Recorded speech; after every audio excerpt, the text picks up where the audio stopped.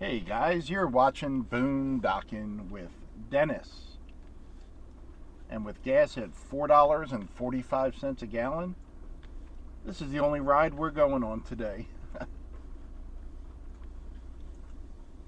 Saharan dust will be at its worst, I believe, this evening.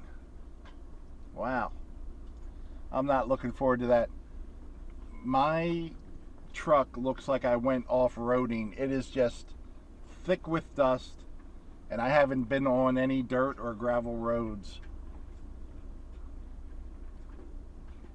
I never heard of Saharan dust blowing across the water from Africa and hitting Texas and Florida.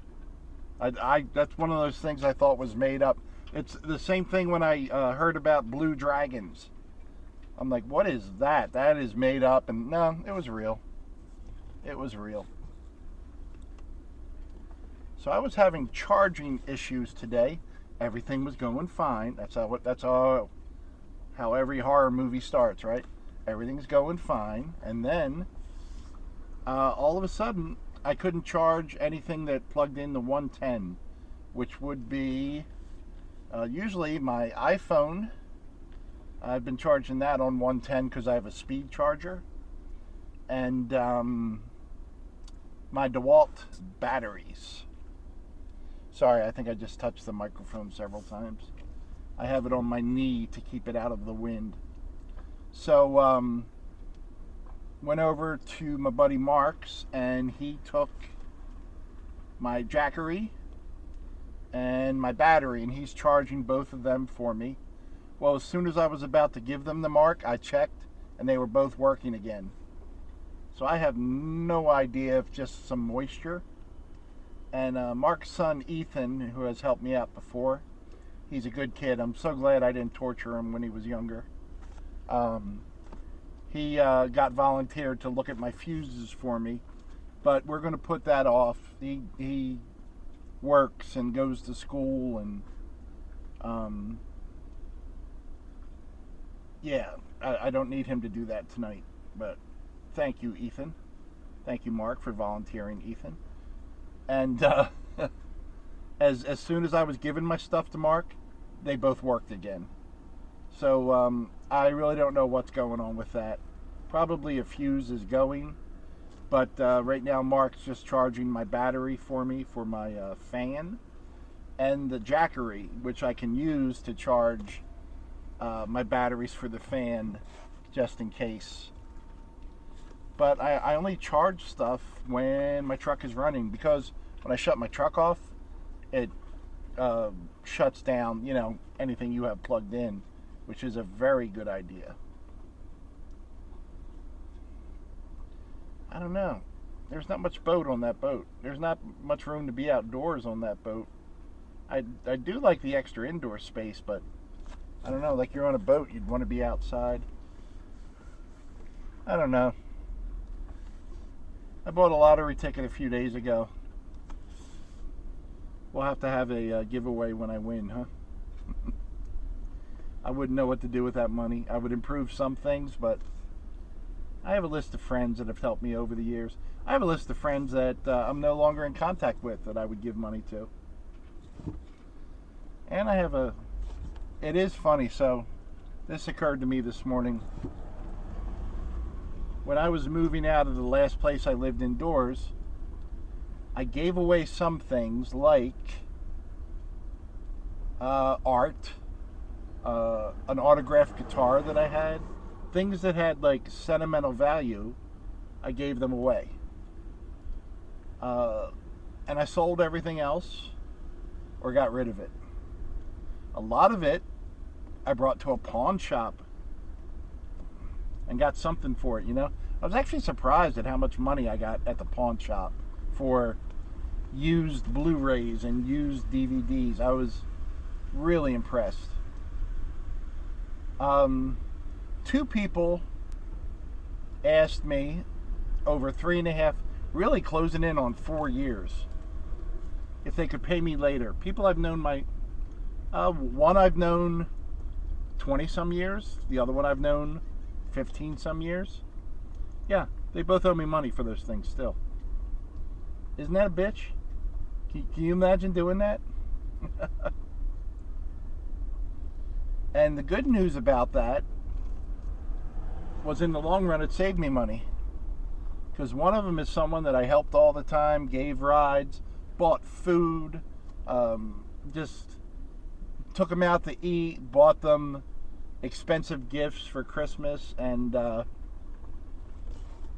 their birthday, you know. Drugs must be awesome. That just, to screw people over like that. And the other one is one of those people, goes to church, involved in everything, and apparently just doesn't pay people money they owe them. So, yeah, lesson learned. Give it away or cash up front.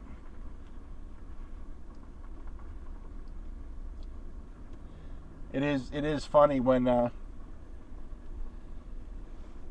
gave my the more expensive thing I'm talking about, I sold it for $400, and the guy, the person in my life said they wanted it, and they gave me $200 and said they'd give me $200 on Tuesday.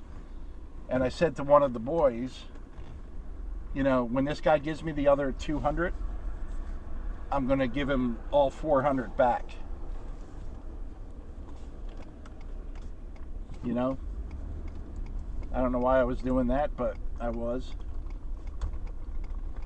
And yeah, they ghosted me and then acted like nothing was wrong, which is a drug addict move. It's okay. So tomorrow morning I'm calling the mechanic and making an appointment, and I'm kind of hoping it's for a day next week, because there's things I want to do, local things. So when I call him, I'm going to stress anytime next week, and that'll give me a chance to get more money together, because like I said, I don't know if it's going to be $150 or $1,000. I have no idea what's could possibly be wrong. Let's go for 150. It is kind of stressful not having a vehicle you can be 100% certain of. And I think you all have that problem. My problem is kind of like Luciano relies on me, which is understandable. And by the way, I've told him I might not have a truck for a few days. It doesn't affect him at all. But I worry about, getting him what he needs within a reasonable time. And I live in my truck, I would be fine if he had to keep it for a few days, if I could just stay at the gas station and sit in the shade and not bother anyone. But I also know that would probably be a pain in the butt for the owner, so I would probably have to ask Mark if I could stay at his house, and I'm sure he would let me. But I still don't like asking. I like to save it for an emergency, and I guess this would be an emergency. I guess it was I don't know, 2 years ago, I stayed at Mark's house when the gentleman hit me from behind on accident, and I had to have my fender fixed and what else? My tailgate replaced. My replacement tailgate is a piece of crap. I never had any problem with the original, and my replacement has been falling apart since day one. And they also fixed some scratches on the side that were reappeared a week later. And this place I went to has a good reputation, but I don't know. Not with me, they don't.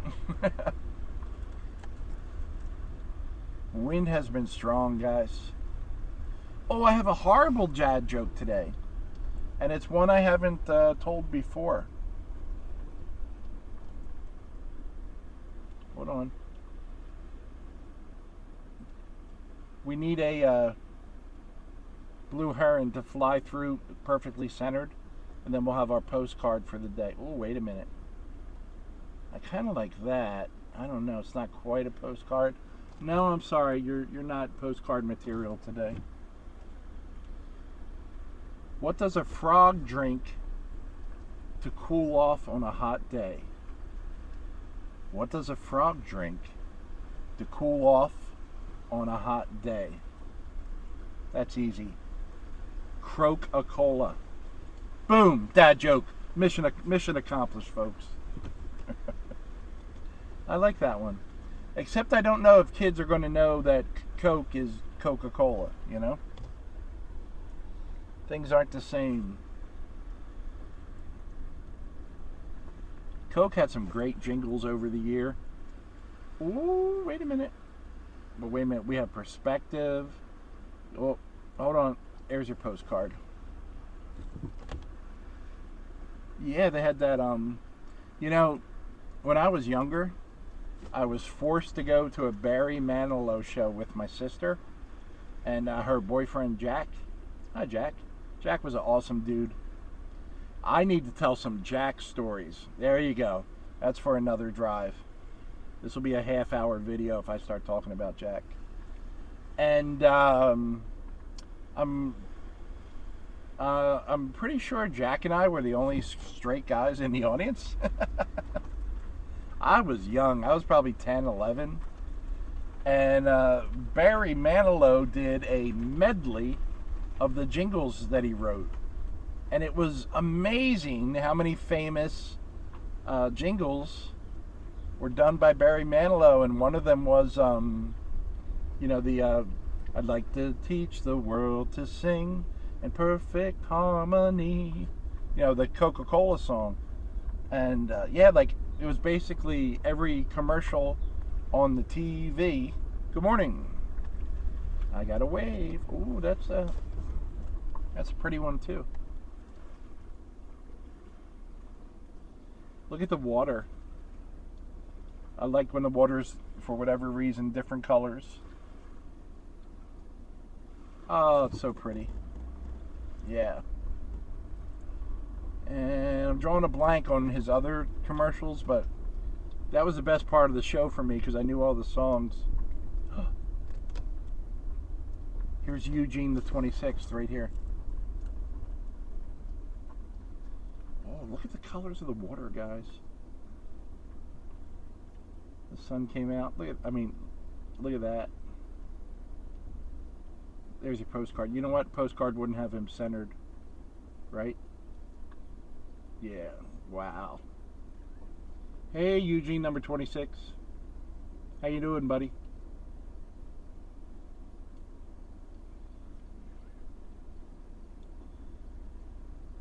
Yeah, I'm the guy that feeds you guys.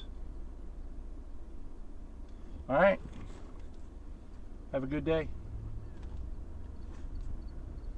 Truck passing. That's cool. I didn't hear him coming. Good for you for driving a big truck and not having to make all kinds of noise. There's someone who is confident in their manhood. I always like when a little guy gets out of a big truck and the tires are taller than him. What are we compensating for? Oh, look at the palm tree. What kind of palm tree is that, guys? What kind of palm tree is that? Question 64. What kind of palm tree is that?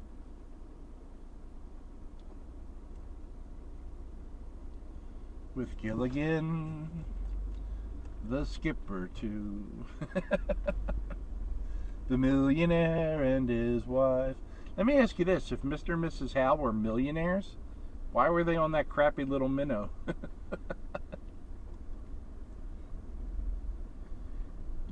If Ginger was a movie star, why did she get on the minnow for a 3-hour tour?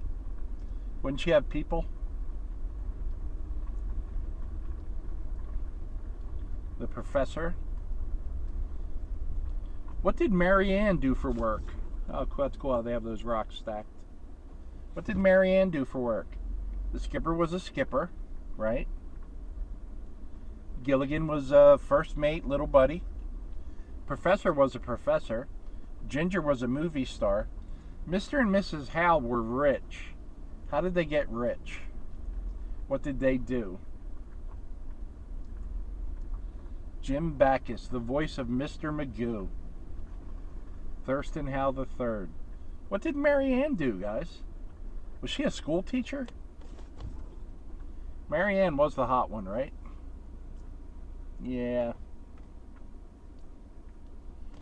It must have been hard to be a female watching that show because the professor was the hot one. You can go around me, buddy. You can go around me. There you go. Thank you. Sorry to hold you up.